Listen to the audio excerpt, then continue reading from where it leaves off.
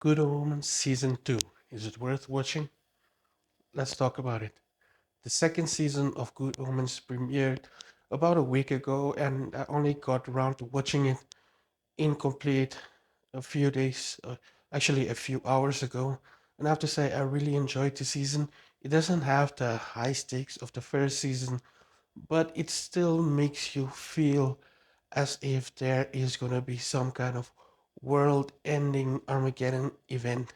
The acting is once again perfect. They really shine in their roles as angel and demon. So it's just fun to see these two interact, the super bad and the really good, and they just make up a wonderful team. And the supporting cast is wonderful once again. But this season just wasn't as good as the first one for me. I enjoyed the first one a lot more because of the higher stakes and the story it told.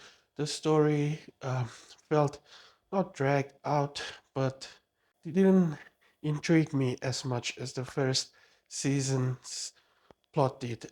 But other than that, the comedy is once again wonderful, and as I said, the acting is great. The cinematography or the production value is wonderful. The CGI is great, and if you loved the first season, then you will definitely love this. And if you loved The Sandman, then you should definitely check out Good Omens. It's a wonderful, fun show that takes a lot of risks, and I get it. The show will probably receive a lot of backlash because of the risk they're taking and the story they're telling. But I really enjoyed it and I will highly recommend it. I will certainly rewatch season one and two to put all the pieces together because the first season came out a really long time ago. So I think there were like 4 years between the two seasons.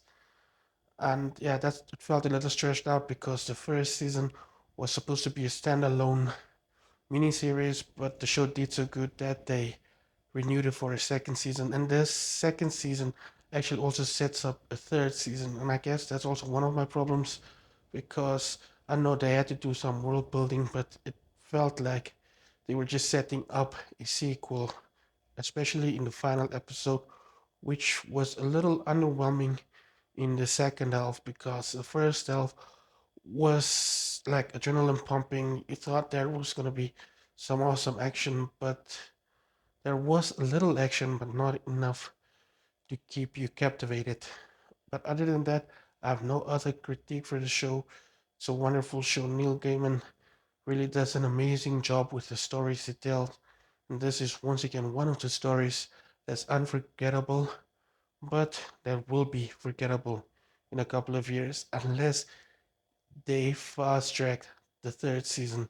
So, will I recommend the show? Definitely. And my rating for this season is 7 out of 10.